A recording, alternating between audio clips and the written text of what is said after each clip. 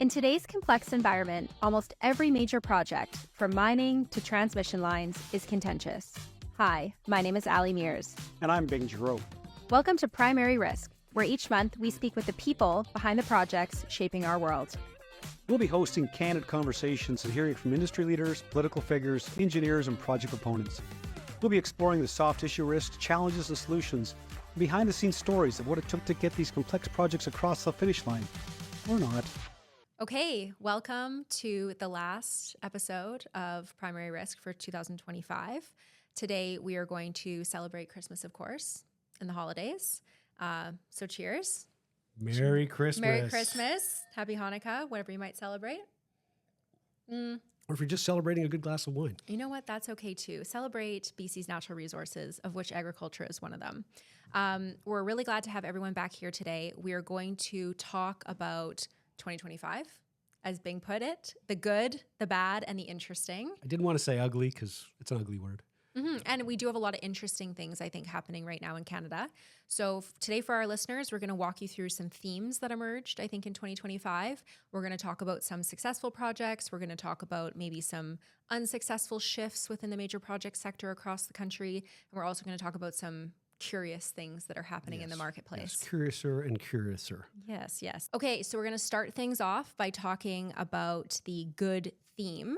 And this year, I want to draw some attention to the fact that energy security re-entered public conversation. In fact, this Canadianism and this need to kind of, shore up our own energy security has even outpaced things like the environment.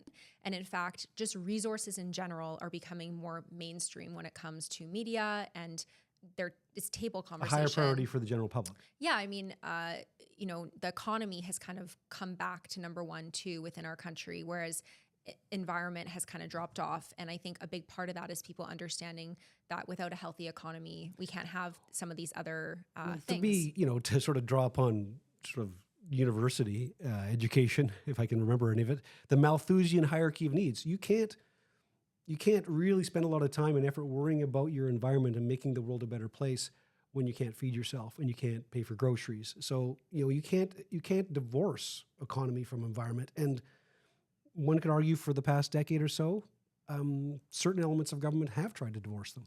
Yeah, and I mean, we have the most stringent environmental laws arguably in the entire world. I think maybe the EU would brush up against us, maybe Australia in some sense, but I'm really proud of that. I want us to have those really strong rules in place. I think that makes us more attractive for investment. However, we can't forget that we actually need to be able to build the major projects. Simple and that's examples. Been getting in the Simple way. examples. Go on holidays to a developing country and see how much garbage is laying around. Why? Because people can't afford to dispose of it. Very simple lessons you can learn. When people are affluent and people have a job, they can take pride in themselves, pride in their community, pride in their family, pride in their yard. They're picking up the garbage, or there's a method for it to be recycled. Where those things don't exist, you can't take care of them. It's a very simple example. Absolutely. Okay, so with that's my good theme of the year. Okay. Byng, can you walk me through some good things that are happening in the major project sector that happened in 2025? Well, major projects, let's talk about the Major Project Office. Regardless of what one might think about the detail, the notion that the Prime Minister decided that there was an office that needed to be created to help accelerate major projects of national interest and help them accelerate and move forward and get to fruition, I think is a good thing. Him setting it up in Calgary was also a good gesture because in Calgary, a lot of these projects are being decided in the head offices in Calgary. So I think that's the first really good thing. The devil's in the detail. Nothing's actually gone forward. My criticism, and we always have criticisms. My criticism is some of the original projects selected were really low-hanging fruit, most of which had already been approved and were moving along anyway, so that more work can be done there. Second criticism is, if you're going to create a major project office or you're going to create an office to help accelerate projects, that's a recognition that projects need to be accelerated and that there's a more fundamental problem. So just creating something new doesn't actually address the fundamental problem of perhaps our laws and our regulatory processes are so sclerotic, my new favorite word, are so sclerotic that maybe we should be looking at not just creating new things, we should be looking at repealing or pulling back on some things. And some of the federal legislation, it's been argued, has been prohibitive for us to move forward. And so I commend the county government, I commend the MPO, it's a step forward. but it's only one step. And in the same sense, BC, since we're in British Columbia, did also create a major projects list earlier this year. We had a whole podcast on that, so you can go back and listen to it because it's enthralling. However, the list itself, again, you know, have we announced any new projects? Have we seen any movement on this? I mean, the thing I worry about with lists is they're great because you're giving profile to these projects. We know that government indicating that they're interested in even a sector helps push more investment through. That's really important. But like, it does create a bit of a winners and losers, right? And where's the update? Right. Like, that was some time ago. It was in the spring. So shouldn't there be an what is the status of those projects on that list? That's probably a question we should have asked. We were at the Chamber of Commerce event, great event, and the Premier spoke, and it was a pretty good speech, but you know, it's a question worth asking, like, what's the status of those projects you said were fast-tracked? Yes. Well, and we can talk a bit more about that, but we're talking about the good. We're trying to stay Okay. positive. Okay. Segment It's 1 is Merry positive. Christmas. Merry Christmas, everyone. It's not just us ranting. So on that, Byng, can you give me a couple projects that actually were approved in British Columbia or across Canada, and some good news on the major projects sector? Well, you know, Silism's getting its environmental assessment certificate is great news. This is an Indigenous-led project. Some NGOs have tried to typify it as some sort of American conspiracy. Listen, this is a project conceived and started and marketed by the Nisga'a Nation. So I'm congratulations to that nation and their partners for getting through one stage. There's lots more work to be done on it. Fair enough. We saw LNG Canada make some decisions about phase 2. LNG Canada phase 1 was the largest private sector investment in this country's history. So, hey, another tranche of that would be more than welcome. We saw Highland Valley Copper get some expansion approvals. Highland Valley Copper, for those that don't know, is a large copper mine near Kamloops here in Ashcroft here in British Columbia, owned by Teck.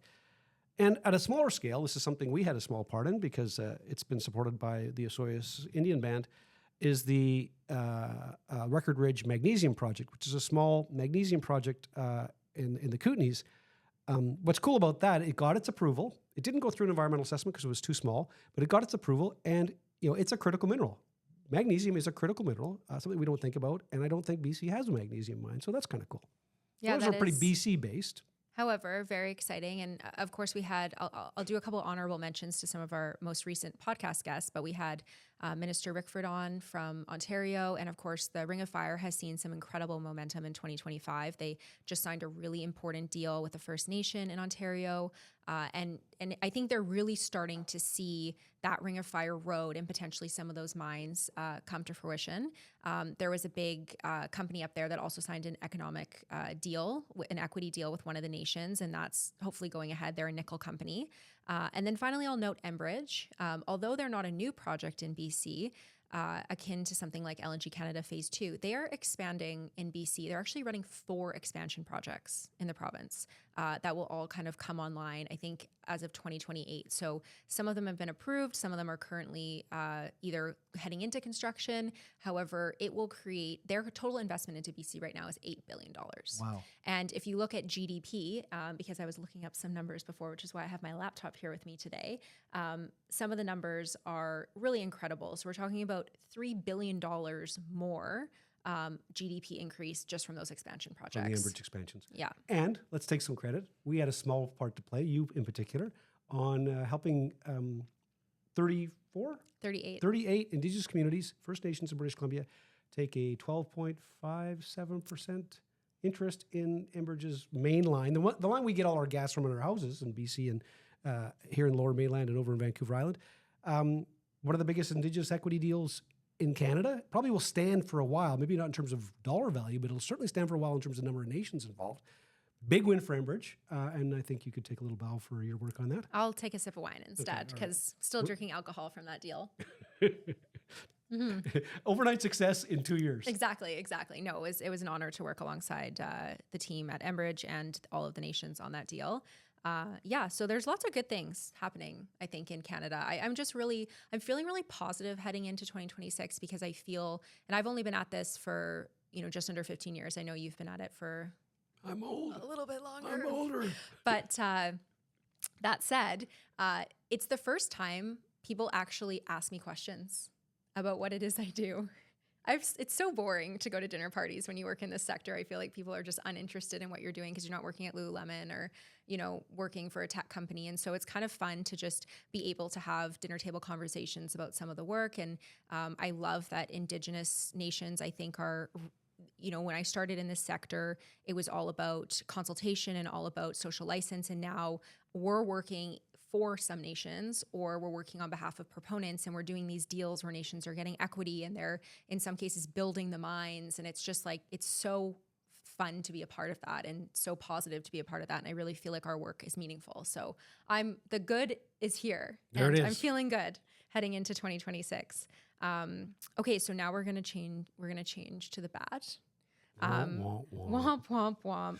I mean, I'm a little nervous to say that there's like a theme behind this one, but I guess the bad theme that I'm going to put forward, and you touched on it already, Byng, is just that Canada and many provinces, I think, have finally admitted, and so maybe it's a good bad, that there are a lot of permitting problems. I mean, this year in BC, all we talk about is critical minerals. We've been talking about it for many years, actually. At least 5, maybe longer. We have had one mine that wasn't even a new mine. It was an existing mine, get an environmental permit.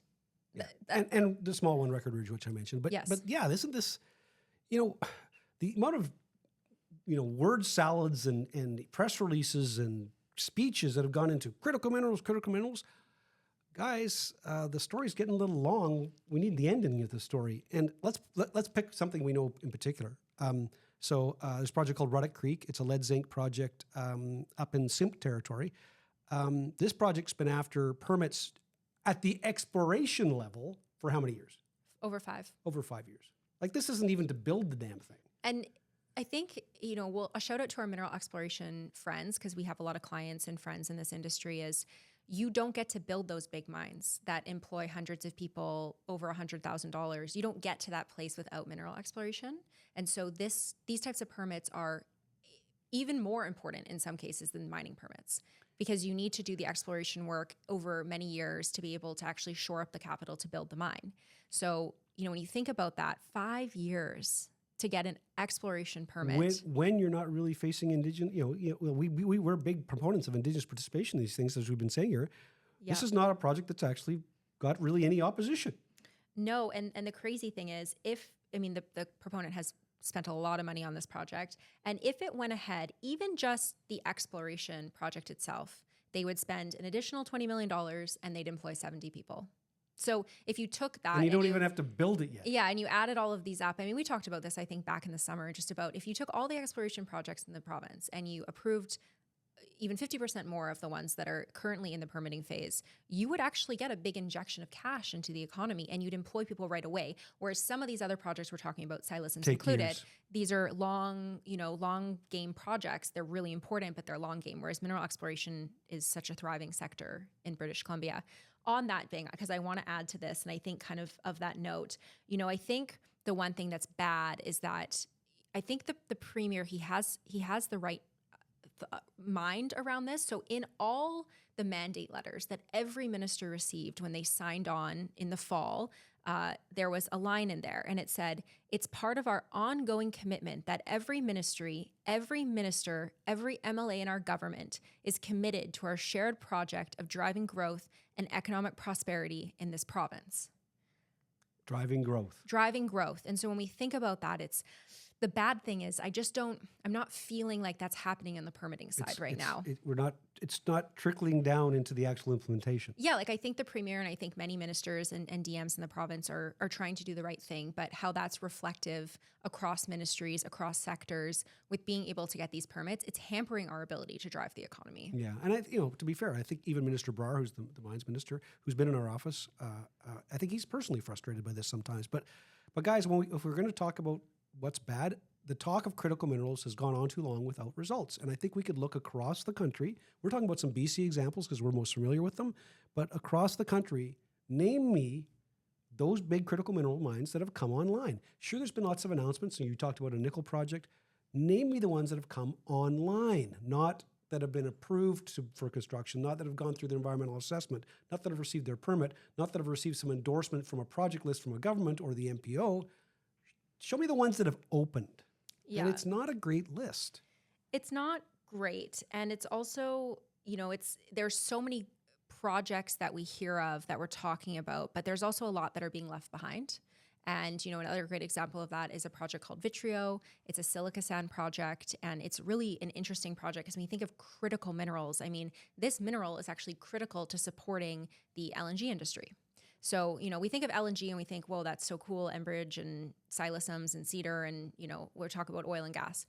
This product is actually absolutely necessary for the oil and gas that these projects and not are right supporting. now we import it from Right now, northwest U.S. Yeah, Northeast U.S. sorry. Northeast U.S. So we import almost 100% of this product right now from the United States. It's very expensive, so upwards of 50% of the cost of delivery is actually just transportation of the product because it's so expensive to transport. We have a mine, a proposed mine in British Columbia that could support near the customers, literally near the customers, up in Treaty 8 territory outside of Prince George, that could support all of the customers in BC. It would be a Canadian-owned product, which I think is kind of important right now, and it could be a multi-billion-dollar industry for British Columbia. So we're checking all these boxes here, supporting an industry that the government has signaled they want to support, LNG, supporting local First Nations, because this company is very progressive in their approach to working with First Nations, supporting something that we're currently importing from the US, and who knows, how much longer that won't have a tariff on it. And we're creating jobs and, a whole new GDP section for us in BC as taxpayers. So, we need to, as a province, I think, do a better job of knowing about some of these projects and government taking a vested interest in them. So we just talked about silica sand, and we've talked about magnesium. Like, does anybody actually know that we actually have these products in the province? I mean, that's an interesting story in itself, right? Yeah, and I wonder, gold is having its, golden day, pun intended. But there are a lot of other products that we need for our everyday life. Well, I think that's, and listen, I'm all in favor of the gold mine operators, and these have been some of the success stories. But gold is not a critical mineral, and governments and companies and the country as a whole should not be hanging its hat saying we've opened a bunch of mines when they're all gold mines, when gold's trading at $4,000. That sounds pretty easy to me. That fruit's too low hanging. Totally. We should probably be focused on the critical minerals and getting those projects that actually are part of our environmental commitments, because these critical minerals are part of our environmental commitments, but also our security commitments to our allies. Everybody gives these speeches, but where's the fruition? Mm-hmm. Yeah, we need to see. I think the bad is, this time next year, I want to be sitting here and I want it to be a good thing. And I want to be able to say, we've approved 5 mines, right? There's 5 permits that have moved ahead. And of the 200 and I think it's 83 exploration projects, 50 of them are moving on to the next stage of exploration. We need to be able to set these targets and to reach these targets. Yeah. Again, we need update lists so everybody can announce their major projects, but 6 months we should have an update on how things are going. Absolutely. So still in the bad. Mm-hmm. Okay, it was in the news a lot. We've got to talk about. Have another. So this Nutrien announcement, it's not just about potash. So for those of you that don't know, Nutrien, they're essentially in the fertilizer business. They take potash from Saskatchewan, and it's for export. And fertilizer, of course, is something that's used all over the world. And they've chosen their export terminal to be, was it Longview, United States of America? So we're going to take it from Saskatchewan, cross the border, send it down to the Americans. So they make the port jobs, the rail jobs, the export jobs to sell it around the world. That speaks to a major problem with this country. And governments were mad at Nutrien for having made that announcement, but they telegraphed it months out that the issues with logistics, with the rail, with the ports, were going to be a challenge to them. And then, like many things we do in Canada, we have to wait until we're actually, looking at the rocks below before we step back from the cliff. That should never have happened. And in most countries, and a lot of other countries, it would have happened. So that's big on the bad list. And we had to have some pretty good sort of self-introspection on why that happened. This is a major export. It's one of our biggest products. It's highly in demand around the world, and we're going to let the Americans get the port jobs. And I think, unfortunately, when things like this happen, it's money talks, right? So, it's something that Minister Rickford said, who was just on our podcast last week, was that we need to, as government, our role is to create an environment that's attractive for people to want to continue to do business and to expand their businesses in Canada. And that's really what we ought to be focused on. I think the MPO is an example of this, right? That real focus. But we need to be careful that on the boring legislative side, we're setting up a tax environment, for example, that's interesting for people to come to, that we're setting up an investment in worker kind of environment that people are interested in doing business in Canada. Because there is a tipping point, right? We're business owners. You have to keep watching your profits so that you can run everything else, and everything else becomes a luxury. So if Nutrien's looking at their balance sheet and saying, holy shit, we can save X dollars by moving some of this. What else do you expect them to do? What they're gonna, and we can, that means we can pay our employees more. That means we can offer more benefits. Like, you, as a business owner, you have to think about these things. So I do think, as a government and as Canadians writ large, we need to take a better look at the commercial viability of these projects. All the stuff we talk about is so important, of course. Like, we really believe in strong environmental regulation. We believe in working with Indigenous nations and equity and in partnership. But none of that stuff happens if the business isn't here. So we have to have an environment, a commercial environment that supports businesses to stay. Yeah, absolutely. Small, medium, and large businesses. So I've got other bads, and I won't get into them. I could talk about the fact that I was stuck in the Massey Tunnel for 90 minutes. Come on, Byng, just morning. have it out. Okay, listen. Public sector infrastructure. Again, why does it take so long? I mean, I think I've already recounted my story from 1997 with the premier of the time, Glenn Clark. I think this is the sixth mention of it on this podcast. Yeah, so here it is. So this morning, a piece of concrete or something fell off inside this tunnel, which doesn't make me very happy that I have to drive through this thing twice a day anyway. And so they had to close a lane, and of course it added 40 minutes to my commute. This project, had it gone ahead when it was last approved as a bridge, would have already been built. Politicians got to get out of their own way, right? Like, do you think the commuter cares on the detail and the nuance? Should it be a bridge? Should it be a tunnel? Just do it. Just do it. And it's just a good metaphor for our inability to get out of our own way. Like, everybody knows we need it. It's already gone through an environmental assessment once. It was almost approved, and we decided for political reasons to put it back. If we apply that same logic to all the other things we're talking about, I mean, there's going to be no money for the healthcare and education we need. There's certainly going to be no money for the environmental protections we expect. Mm-hmm.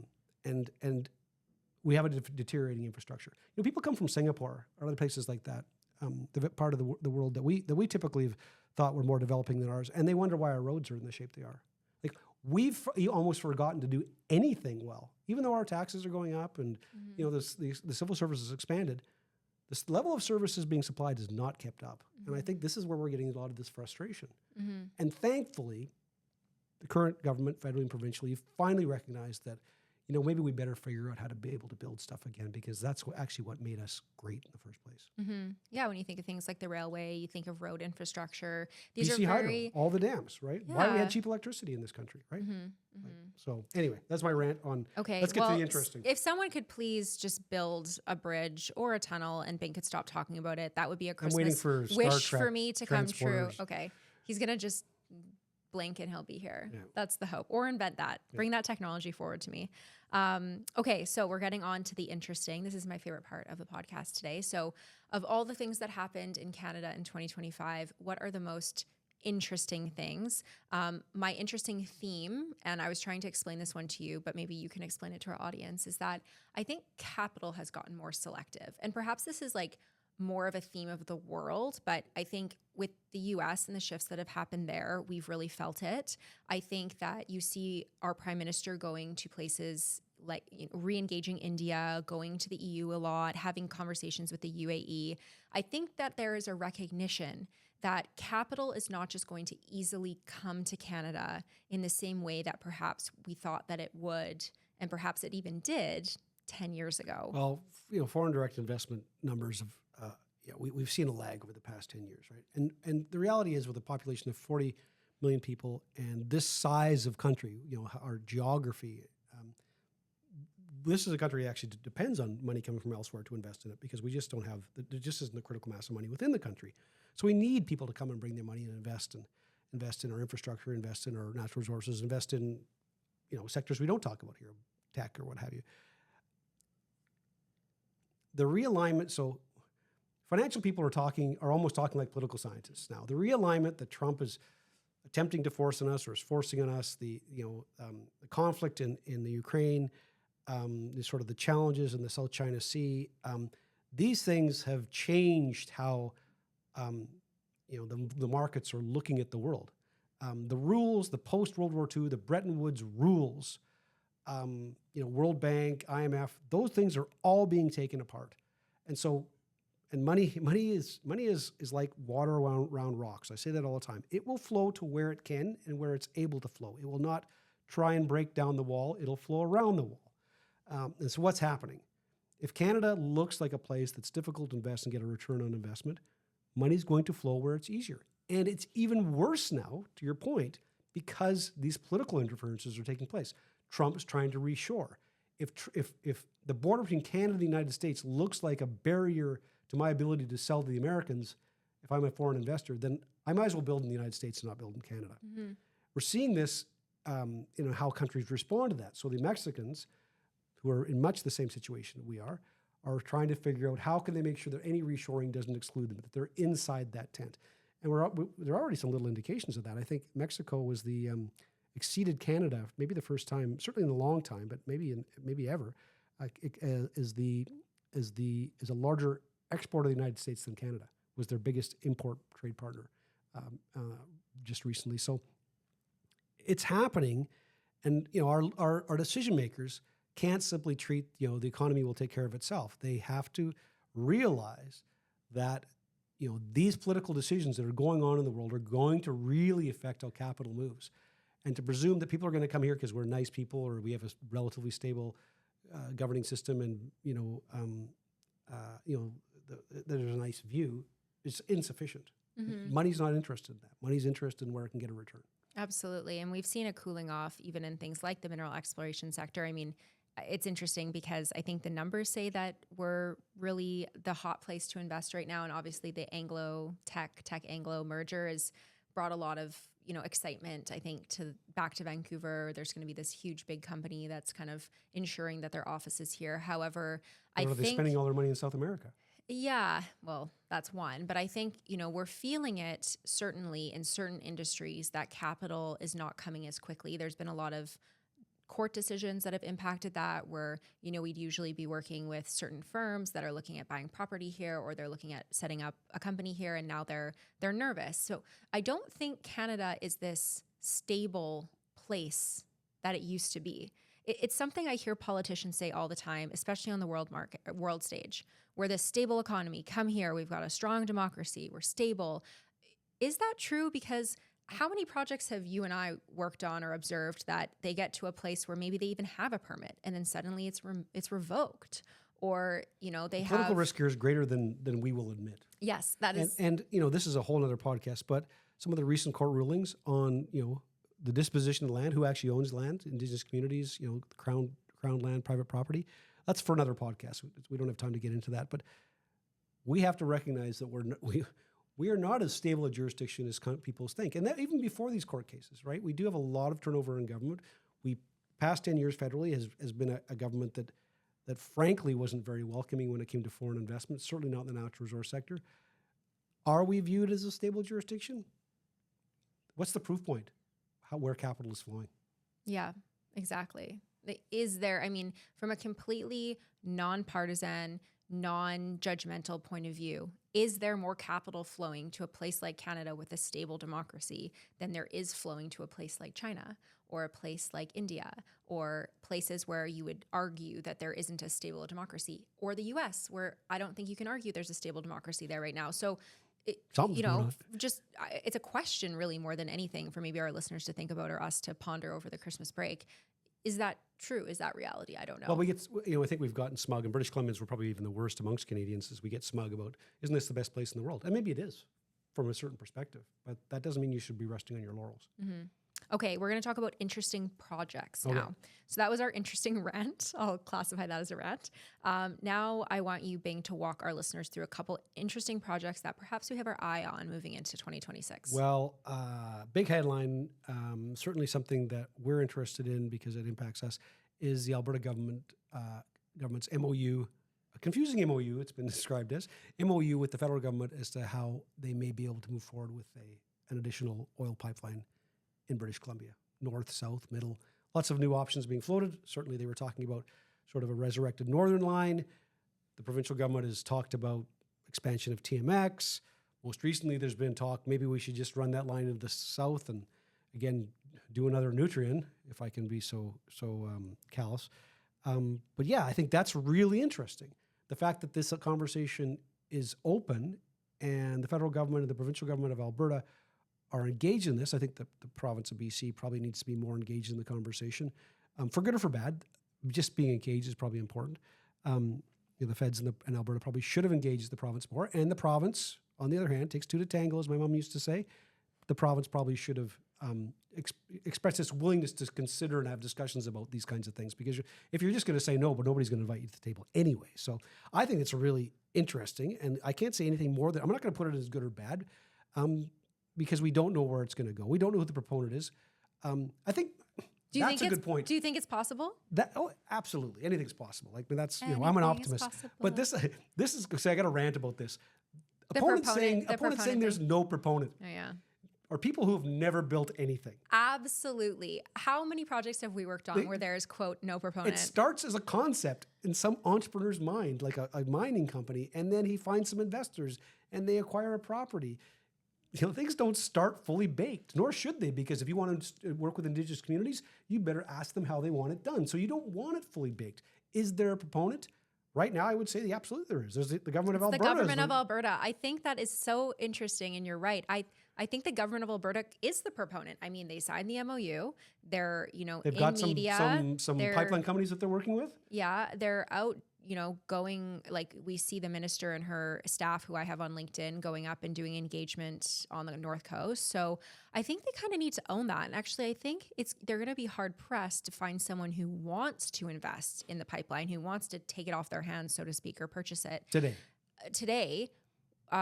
Without doing some really good initial work, because we've seen so many projects fail in this sector in British Columbia and in Alberta, that honestly, de-risking the project as a government proponent, I mean, also the government owns TMX, so I guess we're just not talking about that. But governments do own pipeline projects in this country. Well, and it's about who should handle what risk best. And that's part of the nature of a functioning sort of Western democracy capitalism, is that we have the government do certain things because they're best equipped to assume those risks. So, for example, running the healthcare system, whereas we have McDonald's run by the private sector because they're best equipped to handle those risks. In this situation, we talked about this on TMX. The risk was reversed. The regulatory risk was assumed by the private sector, probably not the best guys, and the construction risk was taken on by the government. Maybe that was not the way to best do that. Absolutely, should have been flipped. Maybe on this one, the regulators and the governments who live in this space of regulatory regimes and permits and approvals are the best placed to permit. I mean, they're the Crown is ultimately the Crown writ large, feds, provinces are the ones that the courts have charged with consulting with Indigenous communities. Maybe they're the ones that should be doing stage one risk, and then the construction should be handled by the private sector. We have talked about this in a different context. I remember having a conversation with you earlier this year and some other colleagues around the potential of something up north, not in BC, in a different province. And we actually said, and we sat down and we're like, you know what? If someone gave us a budget of X and they gave us a corridor, because we always think, corridors are much better than picking a route for the exact reason you said, Byng, which is you need to go out and do proper consultation and figure out, where don't overbake it. Yeah, where could a route actually even go, or is it possible? But I bet you if they did that and the government owned it, and we, we're consultation people and we're boots on the ground people, and we were able to do that, you could probably, as a government, turn around and sell that to the private sector for 10 times or more what you invested. So it's actually perhaps where we're moving as a country, unless we create a regulatory framework that is easier to navigate. Well, and it is, so this is a great solution for us to sort of conjure in our heads, but it does speak to the larger problem is, so our regulatory regime is so complicated that only governments can get through them? A little, yeah. That's not a good situation to be in. Okay, that's an interesting one for sure. We're keeping our eye on the oil pipeline. Can we talk a bit about electricity? Yeah. So there's lots to talk about electricity. All right. So the province essentially has said that we can't have any sort of AI data banks or cloud computing or I guess crypto mining, anything that these massive computer consumption of electricity resources are essentially off the table because we need the electricity for other purposes. So we've just essentially, and I don't know anything about those industries, but we essentially killed an industry because we have a shortage of electricity, and that would force the price to go up. This province was built on cheap electricity. Mm-hmm. How did we get here? Mm-hmm. It is kind of wild. I mean, and the interesting thing is as we understand, at some point in 2024, BC was actually importing upwards of 20% of our electricity. And probably it was fossil fuel generated. Probably coal electricity. And so, we've made a decision, and actually you were educating me on this because this was before my time, that it was Gordon Campbell that made the legislation or the policy change that we were only going to focus on clean energy. That you could export these things for burning elsewhere, but any electricity generation in the province could no longer be with fossil fuel. So there was actually some coal projects at the time, one on the island. I can't speak to it was such a time ago that whether those projects were viable or not, but there was a number of projects and they were just all canceled because we were all going to go with green energy. And it was an easy thing for British Columbia to propose because at the time, most of our renewables were coming from hydro, but nobody really anticipated the growth of demand, right? The green energy growth of demand, electric cars, what I just talked about, these cloud farms and AI farms and crypto, this demand of currency. And in fact, we're all walking around with 3 things in our pockets we have to recharge every day. Like that wasn't anticipated. So we've got this huge growth in demand, and we're relying on green energy which is expensive. There's no way around it. And so we are essentially putting ourselves in a position of defeating our only true competitive advantage historically, which has been cheap electricity. Mm-hmm, mm-hmm. And so, was it right? It's a deeper decision. Was it right to build Site C? Probably.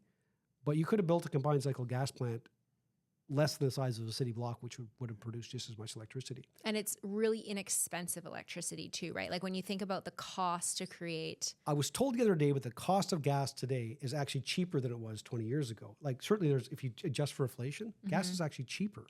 So this idea that we're going to hit peak gas or peak oil, like gas is actually cheaper than it was when this decision was made. And the other interesting thing that we're watching is we're seeing at the major project side, since we're a major projects podcast, that there is some relief for companies who, when they first started the project, they were told you have to have an e-drive, right? We talked about e-drive. I feel like it's a made-up word, electricity drive at Woodfibre. Some major projects in BC are being given exemptions so that they can actually operate their facility using natural gas or using a different fossil fuel. And then over time, they will work with the government and with the private sector to create the potential for them to be fully electric. I'm modestly encouraged by that because I think it's sort of cracks in the armor of what was not a good policy choice. Because the reality is, what is our biggest export in this province, Allie? Coal. We talk about this. Coal is our largest export in this province. Coal. Second, or very next to it is natural gas. So we export these things that are burnt elsewhere, and somehow, we're pure as the driven snow. We can't burn it here because it's bad for the environment. I don't know if they have a different atmosphere. We're pure as what? The driven snow. You've never heard? See, this is old man lines, right? The snow before you drive through it is clean. Yeah. Okay. Christmas analogy or metaphor. Christmas analogy for coal, folks. Christmas metaphor. But so I don't know, like India doesn't have a different atmosphere, or China or Japan or any of our other export customers, Turkey, don't have a different atmosphere than us. So it's a Boy Scout approach to things. You cripple your own economy to be able to claim you're pure at no actual advantage to the global environment, right? We are too small to change the world, and great. We brought in the carbon tax, which of course everybody's gotten rid of because reality smashed into it. Because we aspired to be something better, and that's those are laudable objectives to have to be better. I mean, Absolutely. But nobody else did it, and so for 20 years, we handicapped our industries, putting on a separate tax that nobody else brought in. And so, coal, China hasn't stopped building coal plants. And so maybe we should be the exporter of resort. And it has been said the last barrel of oil ever bought in the world should come from Canada because it will be the most environmentally produced barrel. I've said it before, but you've said it, we are definitely going to be the last barrel of oil because it's going to take us that long to get the project approved to get it out of the ground. But coal is important. And actually, so much of our coal, people say, oh, this is a greenwashing term, steel making coal. No, it's a term. I mean, we produce coal that is used for, I'm going to be a little bit like crass here, but all the shit that builds our buildings, like without the steel making coal that we export from BC, There's no steel. There's no steel. And so when you think of the apartment building you live in, the car you drive, the things you use in your kitchen, the medical equipment you need for your life-saving What is surgery. one of the major challenges to green energy projects in British Columbia right now? Steel tariffs. The import of steel tariffs, the import of steel. We dealt with this actually at Wood Fiber because, and it's misunderstood by a lot of people, but a lot of the facilities and things that we build in Canada, whether it's small things like door frames, I know it's not steel, or big things like wind turbines, a lot of them are manufactured in the US or in China, and the US government and the Canadian government are putting tariffs on said things, going back and forth. The Chinese government and the Canadian government have put tariffs on each other. So we are in this kind of tariff gridlock where a lot of the things we need to use to build clean energy projects we're being totally handcuffed by. Yeah, so you take away all your advantages. Anyway, we've gone down that path. Okay. But broadly speaking, on the on the electricity side, the green energy side, sort of summarizing that, while we are trying to pursue more renewable projects in Canada, and that's a laudable goal, and we work with companies that are trying to do that, we are hamstringing them for a number of reasons. Things like steel tariffs. We're hamstringing them because the cost of connecting to our system has become prohibitive. And then as we look for other sort of, high-tech job-creating industries, supporting the server farm for Google or for AI or what have you, we can't get into those fields because our electricity is so expensive. And you know who's going to?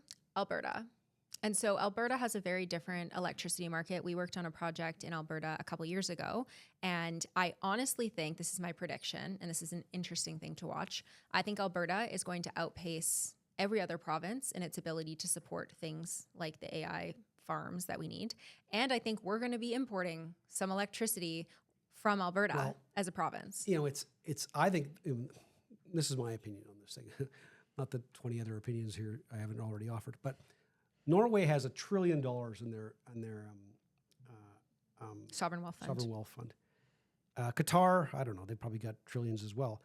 These countries who are rich in oil and natural gas have made the decision to transition to the greener economy, which they foresee, which we all sort of hope, have made the decision that we will make the best use of what we have and what's allowed to be used now, gas and oil, and respectively, Qatar and Norway, to build a pile of cash to allow us to make that transition and make sure the roads are paved and the tunnels are built.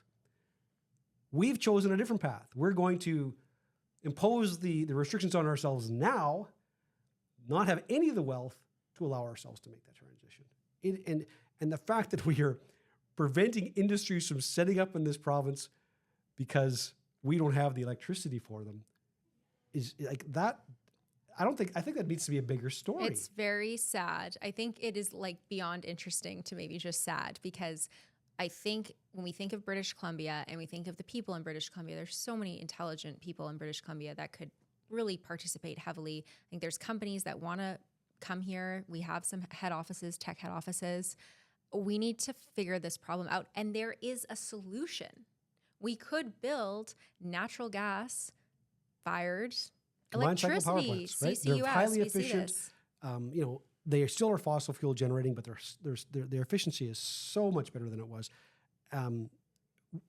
We would have emissions associated with electricity, but it would be lower than any other country. Exactly. So we have some, I guess heading into 2026, we have some big, interesting things to think about. With that, Byng, any final words, any more tunnel pokes that you want to make on this podcast? No. I'm tunneled out. He's tunneled out. Yeah, it better. The cement should be dry on the inside. Fix it. This, I don't know. This worries me. I have to drive through this thing and it's falling apart. Anyway, yeah, I'm worried for you too. Yeah. So maybe my wish for 2026: somebody build the tunnel, fix the tunnel. And my wish for 2026 is that we see some very boring permitting reform in BC and across Canada, because it's not sexy. And let me be generous to the politicians for once. I wish Mark Carney and David Eby when they consider these projects and they want to move forward with these projects, these lists that they provided, I wish them all the success. Oh, me too. I hope every single project that has hit those lists, we're here in a year and we're talking about how it's gone ahead. Because next year we're going to talk about this again, and maybe I won't be as generous. We want a new list, baby, for next year. I want to send my best Christmas wishes to the Prime Minister and the Premier to achieve the things that they said they were going to do. Yeah, and I'm going to send my best wishes to all the folks that are working in the major project sector. There's a lot of people that work very hard that don't have the time and space to rant on podcasts and are really supporting our economy in a good way. And there's a lot of folks across the country that have, I think, worked harder this year perhaps than any other year in their career to help these projects move at the pace that government is asking and that the private sector is demanding. So congrats to all of them and safe well wishes to all of you in the new year. Happy Christmas. Happy Christmas. God bless us, everyone.